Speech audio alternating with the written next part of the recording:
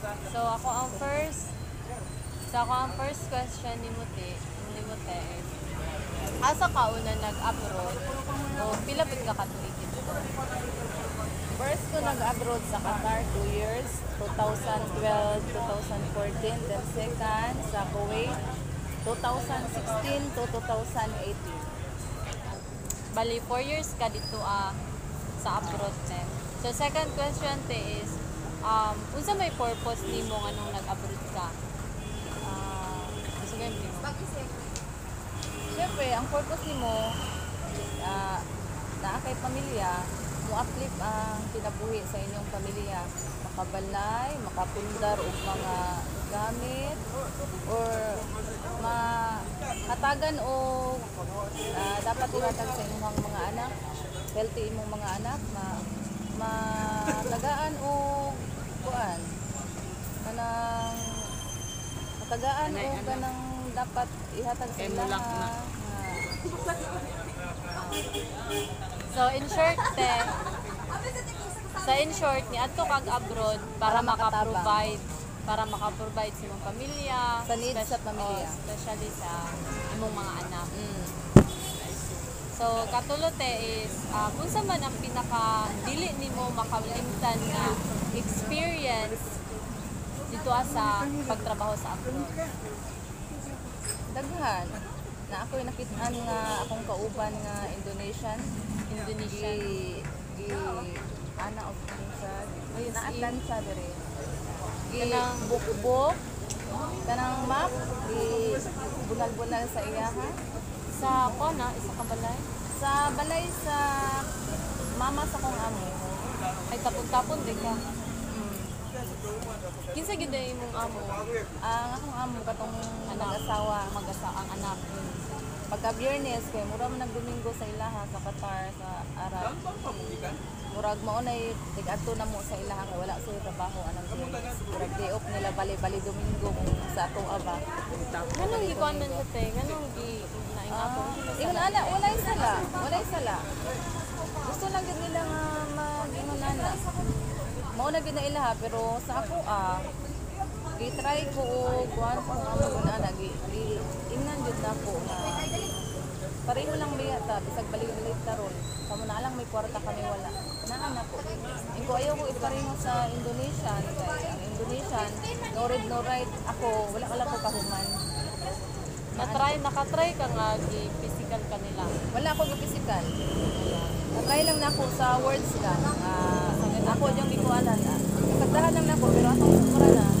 Iprangkahan din ako. Ngayon ko mamuhawa na lang ko niya. Basta nasugod siya. Dili na daw siya mag-ingon ato. Nakalampos ako og 2 years. 2 years. Asa Sa gayud iya. nahitabuti sa Qatar. Qatar. Ang ikaduha kay Hong Kong no. Sa Kuwait. Kuwait ay kada. So sa Qatar ni siya nahitabo. Katon sa Kuwait pug dati. Daghan po go experience pero dili jud as in murag pang-trauma Kuan lang, gihapon dili siya. nimo makalimtan bad or good. Katong balik ako sa illegal agency. Agency diri sa Pilipinas Dito sa Kuwait. Unya, unsa may gikuan nimo nga na-overcome to nimo? So nag-isip lang jud ko kung saan ako angay buhaton nga dili ko mapahamak. So go with the flow lang ko. Then naini kuha sa ko gikan sa agency. Nga pangit na pagkatasan mga 3 months siguro ko. So tamang-tama kato ganing naigi chop-chop dito nga kami sa Blazer. Uy, Di ba ni itong gibalita. 2018 Oo. dito na ko nakuha na iko muhawa na dito din. Nihawa ko sakay ko og taxi kay sa embassy. May kinaka kuan ka. Ang imong passport wala di. Wala na ako dala ang passport. Bali 1 month ko sa embassy para matarong ang papers. Daghan kay may aras. So mo tay mo mga unforgettable experience sa pagtrabaho sa Kasi natulong ako. Qatar o overcome na ko. Overcome na ko. How will you compare the Philippines from the other countries? Unsa man nimo pag-compare ang Pilipinas o sa dito working abroad? Ang pag-work sa Pilipinas o sa abroad, Sa ang sa ako so I mean kanang even ang culture unsa ba diri bisan unsa. Shocking ang culture. Shocking ang culture. Shocking ang culture. Kumpara dito Pero naman ko dito ang kwarta. Ang diri man good na kwarta pero gamay ra not enough para mag-provide sa needs sa pamilya. Mong mag-sacrifice gyud. Sacrifice ko ka para muadto ka dito. Kaya mas dako man ko dito So mao to siya ang imong kuan. Pero mas nindot gyud diri ate no. Mas indot diri Kung sa kuan lang sa kanay nga. mas indot diri ang kuan lang kwarta lang. Kani sa unsa man sa pamaagi nga ang pagtrabaho nimo sa abroad nakatabang sa imong pamilya. Actually, bisan pa o naingon failure jud ako pag-abroad. Pero sa naalang lapon ko napundar gamay. Kasi failure jud ako pag-abroad. Naalang ko napundar gamay. Unsa man tay mga napuntaw? Nakapatukod ko balay wa jud siya naman atong time na wala ko'y kuan. Mao man na akong gusto nga na mag-abroad ko para makapatukod ko balay, para makapalit og motor. Ana ba pero wala siya nahimo. Igo lang ko nagpa-kuan structure og balay nga wala ko. Sa akong pag-abroad. Nahuman siya dili sa akong pag-abroad kundi dili sa Pero nasugdan siya sa pagsundan siya.